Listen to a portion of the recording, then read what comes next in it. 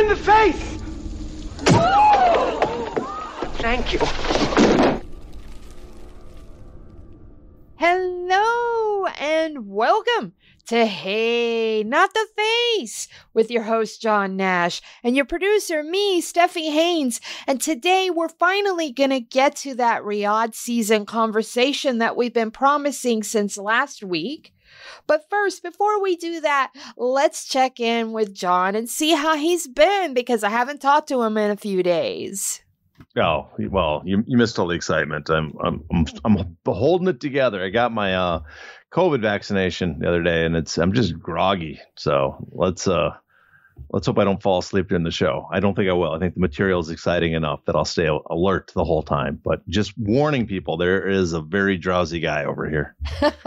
Well, I am recovering from my birthday festivities where we did a whole lot of nothing.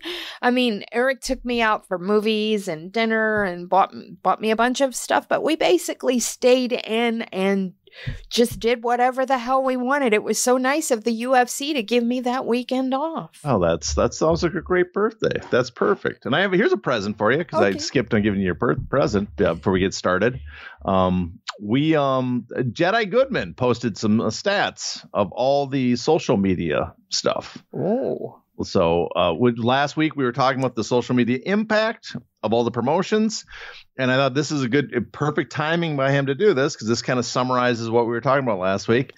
If you look at the size of each of the promotions, UFC on Twitter X, they have 12.6 million followers on X, and on Instagram they're up to 43.5 million. Just insane numbers.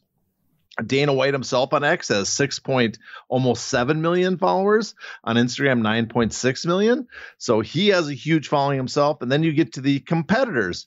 PFL, 1.1 million on Twitter, a big step down from the other ones, and 1.3 million on Instagram, drastically reduced from the other from Dana White and the UFC.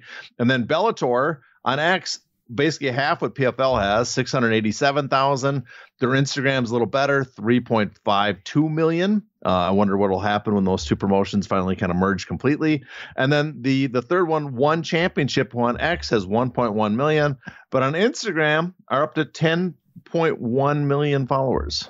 They're killing it on Instagram. They're second to the UFC there.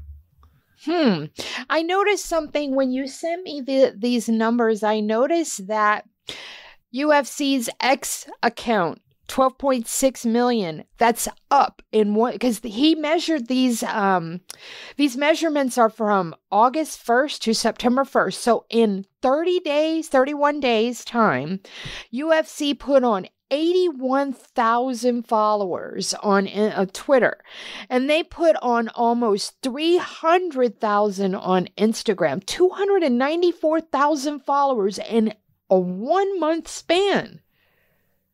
Dana White's Twitter/X account, 29,000 plus followers. His Instagram, 31,000 plus followers just in 1 month time. But PFL down 6,000 followers on Twitter/X. Bellator down 500,000. So I guess they only lost about 500 followers. But when UFC gains, everyone else loses, it seems like. Yeah, well, I think they're just an afterthought. The people are signing up to the UFC are not signing up to those other promotions. It will be interesting to see. We'll keep track. Does PFL see an increase in the month leading up to the Ngannou card, their super fight card, right? Their super PFL, whatever that, I can't remember the name of super pay-per-view, whatever the hell they're calling those things. Whatever gimmick brand they have for their pay-per-view events. But if they see an increase, because we did see when Ngannou first signed with PFL, we did see momentum on their ratings on TV, on ESPN, and on their social media.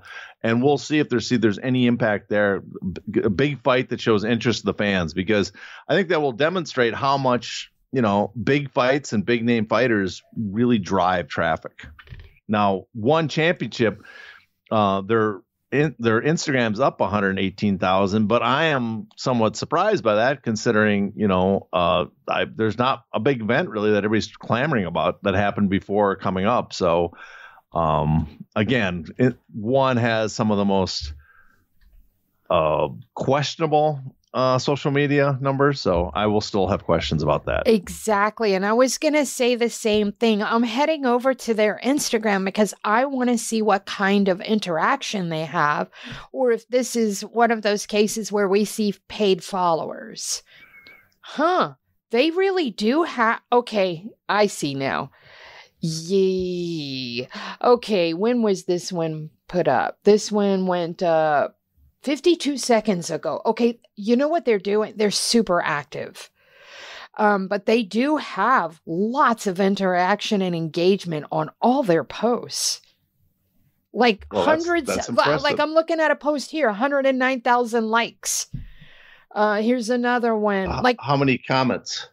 111.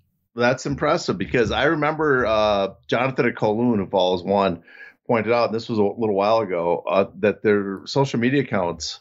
Hold on one second. I have a little friend that just popped up to interrupt the show.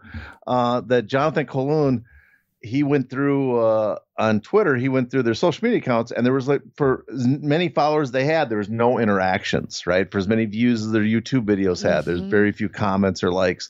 So that's changed, which not on all of them though. Just on certain ones. Like here's one that has 37,000 likes. It has 754 comments, but lots of them have 20,000 likes and only 50 comments. There's a lot like that. Well, at least they're getting some comments compared to before. So that tells me either maybe they develop a fan base that actually interacts with the product now. That's one thing that would be great for them. The other thing is they've just got much better bots. Yes. The Cambodian bot farm is they're paying them extra, but as another promoter once accused them. So, no, that good. If they have an actual following now, they're actually commenting on their product. Good for them. I still think I think they're based on everything you hear and see in their finances, their days, I would no longer classify them as a major MMA promotion at all.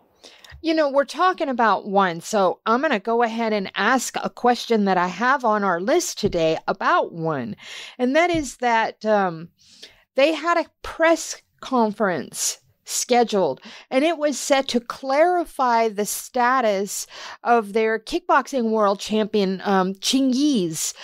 Now, what is going on there? Because I am a little confused with all of the accountings that I'm seeing. So maybe you could give me a little clarity. Well, I mean, I can't clarify too much, but it seems like what they had is that he claimed that he no longer was a one fighter, that they basically violated his contract, didn't give him his fights. He went to sign and fight somewhere else.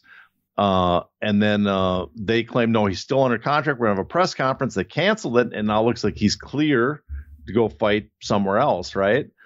He's not the only fighter, though. We have Reinier de Ridder. That's another one fighter, that champion that supposedly was under contract and then started showing up at other promotions to fight for them. So he's apparently split with them. And behind the scenes and talking to people, there are numerous fighters that are either claiming, upset that they're not getting the fights from one championship right now. And, I've heard from them of their management, or are contesting with one and trying to get out of their contracts, or claiming their contracts are void. So this will be a story to keep an eye on, because one seems to have a problem. They have all these fighters under contract, and they're conducting very few MMA fights. So it's, a lot of these fighters are not getting the fights they wanted, or they're not even, being offered fights really, and they're being stuck in this contractual hell. So we will see what happens on that front. All right. Now let's get down to brass tacks here, because we have a lot to talk about with Riyadh season and with Dana White, because he's all over the place this week again and last week. But let's talk about Riyadh season, because we have Noche UFC coming up, and boy, those tickets are a mess, and we'll get to that in a moment. But I want to ask you about a comment that Dana White said when they first announced that Riyadh season was going to sponsor UFC Noche. He said, and I quote, that it was a one and done deal. But when they asked him last Tuesday about that comment, he changed his tune and he stated that a lot more business was going to be happening with the Saudis. And I quote, "I really like those guys a lot." So what's your opinion? What's your take on all of that? To access the bonus content of this episode, you must be a paid subscriber. To do that, go to heynottheface.substack.com and subscribe today.